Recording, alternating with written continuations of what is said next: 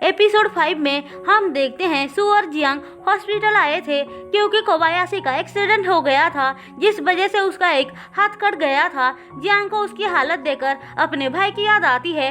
अब सू कोबायाशी का भाई को बाहर बुलाती है बात करने के लिए, पर वो अपने आप को ब्लेम कर रहा था कि उसके भाई के जगह काश वो होता। जियांग वो सुनकर उसे बहुत उल्टी सीधी बातें सुना देता है क्योंकि वो उसके जगह अपने आप को देख रहा था, पर सू के डांटने से वो बाहर चला जाता है। उसके जाने के बाद कोबायाशी का भाई सू से माफी मांगकर बोलता है, मुझे पता नहीं था कि वो इन्फॉर्मेशन बहुत इंपॉर्टेंट है, उसने गलती से डिजाइन लीक कर दिया था। दूसरी तरफ जियांग घर आकर अपने भाई के बारे में सोच रहा था। सू वापस आने के बाद उसे सेट देकर पूछती है, तुम्हें क्या हो गया है, पर वो सोने का नाटक करता है, इसलिए सू चली जाती है। लेकिन थोड़ी देर बाद वो उसे चेक करने आती है तो देखती है जियांग नहीं है। अब वो उसे पागलों की तरह ढूंढने लग जाती है, पर जियांग अपने कलेक्ट किए हुए एविडेंस को कवर करके एक लाइट हाउस के पास आता है जहाँ पे वो अपने भाई के साथ आया करता था। वहाँ पे उसके भाई की आत्मा आकर बोलता है, जो कुछ भी हुआ उसे भुलाकर मुंह बंद कर लो, तुम्हारे लिए भी कोई होगी जो तुम्हारी जिंदगी को खुशियों से भर देगी। तभी उसको ढूंढते हुए सू आती है। जियांग उसे देखकर बोलता है, आखिरकार तुमने मुझे ढूंढ ही लिया। अब जियांग सू के साथ खुश रहने लग जाता है, लेकिन वही को ये बात हजम नहीं हो रही थी। उसके पास सू आती है और कहती है, आज डेविल बहुत अच्छे मूड में क्यों है, लेकिन वही उसे देखकर फिर से ताना मारने लगता है। इसीलिए सू उसे किक मारकर पानी में गिरा देती है और बहुत सारी बातें सुनाकर चली जाती है। फिर अगले दिन वो ऑनलाइन अपने डिजाइन के बारे में सबको बताती है। वो खत्म होने के बाद जियांग के साथ रोमांस स्टार्ट कर देती है। सू की लव लाइफ और वर्क दोनों ही बहुत अच्छी चल रही थी, जिस वजह से वो बहुत खुश थी। सांगली कहती है, यार तुम दोनों की लव स्टोरी कितनी अच्छी है, काश मुझे भी किसी से प्यार हो जाता।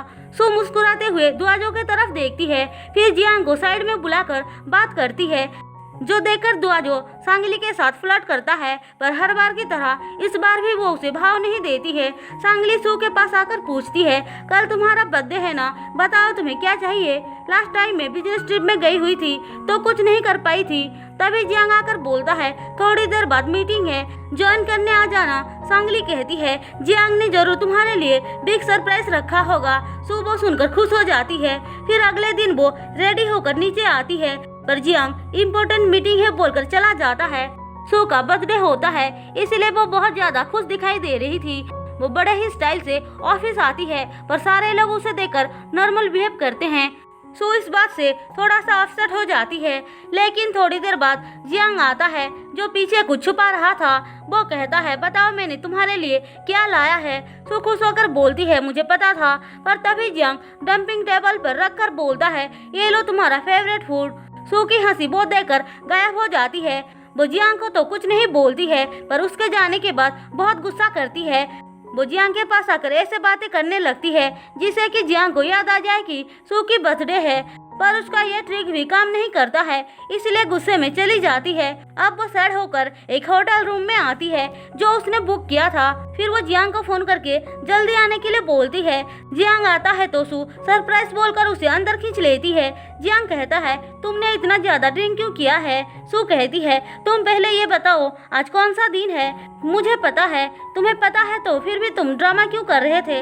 अब उन दोनों का रोमांस स्टार्ट होने ही जा रहा था कि वहाँ पे सांगली दुआजो आ जाते हैं, लेकिन उन दोनों की हालत देखकर वो कहते हैं, अरे ये क्या चल रहा है। सू उनके सामने ही जियांग को किस कर लेती है, जिससे शर्मा कर वो लोग भाग जाते हैं। उनके जाने के बाद फाइनली वो दोनों अपना काम स्टार्ट कर देते हैं और एक दूसरे की बहुत करीब आ जाते हैं। सुबह सू कहती है, मैं बहुत डर गई थी कि मैं फिर से कुछ ना कर दूं, पर ऐसा कुछ नहीं हुआ।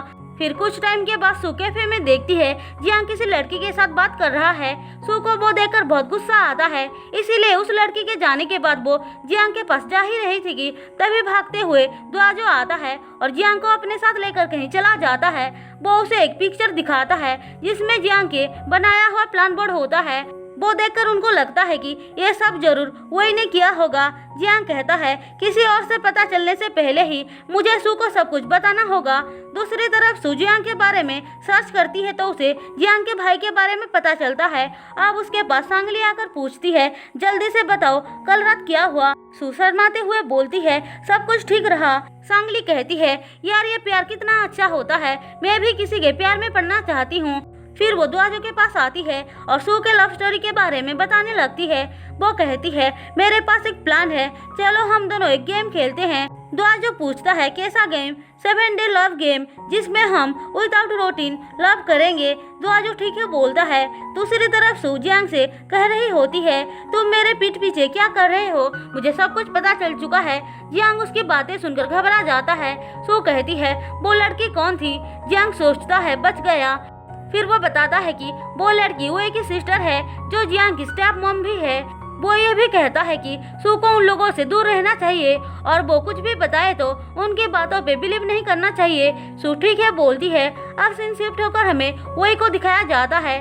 उसे जियांग का बोर्ड मिल जाता है जहाँ पे जियांग ने सू के बारे में सब कुछ इन्फॉर्मेशन रखा था। अब वो जियांग को उसकी हेल्प से ब्लैकमेल करना स्टार्ट कर देता है। फिर सुबह जियांग सू को बताता है कि उसे घर जाना पड़ेगा, उसके डैड ने बुलाया है। सू कहती है मुझे साथ लेकर नहीं जाओगे क्या? जियांग नेक्स्ट टाइम बोलता है पर सू के जिद करने के वजह से वो मान जाता है। हम देखते हैं जियांग को कुछ लोग सू से दूर लेकर जा रहे थे और उसके डैड सू को पैसे देकर जियांग से दूर जाने के लिए बोल रहे थे, पर असल में वो सब तो कहानी होता है जो सांगली सू को सुना रही थी। सू कहती है इसलिए बोलती हूँ ज्यादा नॉवल पढ़ा मत करो।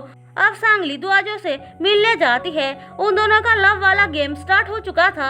इसके बाद हमें वही और उसकी सिस्टर को दिखाया जाता है। ये वही लड़की है जो पहले भी उससे मिलने आई थी। वो दोनों जियांग और सू के बारे में ही बात कर रहे थे। अब थोड़ी देर बाद सू और जियांग आते हैं। जियांग कहता है डैड ये मेरी गर्लफ्रेंड है। फिर सब लोग मिलकर खाना खाने लगते हैं। जियांग के डैड बोलते हैं मैं तुम्हारे बारे में जानता हूँ, तुम्हारे कॉस्ट्यूम के डिजाइन मैंने देखा है। फिर वो जियांग से कहते हैं वापस आकर वैसे बिजनेस के बारे में सीखो, पर जियांग वही का मजाक उड़ाने लगता है जो देखकर उसकी स्टेप मॉम कहती है थोड़ा तो रेस्पेक्ट करो। जियांग बोलता है मैं आपको जितना रेस्पेक्ट देता हूँ वो बहुत है मॉम। अब इस बात से चिढ़कर दोनों भाई बहन वहाँ से चले जाते हैं, जिस वजह से जियांग के डैड उसे घर से बाहर निकल जाने को बोलते हैं। वो सू को लेकर जा ही रहा था कि वह उसे रोककर सू के खिलाफ जमा किए हुए एविडेंस को नीचे फेंक देता है। अब सू एक एक करके देखने लगती है और उसे सब कुछ पता चल जाता है, इसीलिए गुस्से में वहाँ से चली जाती है। इसी के साथ एपिसोड 5 खत्म होता है। दोस्तों अगर आपको मेरी एक्सप्लेनेशन पसंद आई हो तो चैनल को सब्सक्राइब और वीडियो को लाइक जरूर कर देना।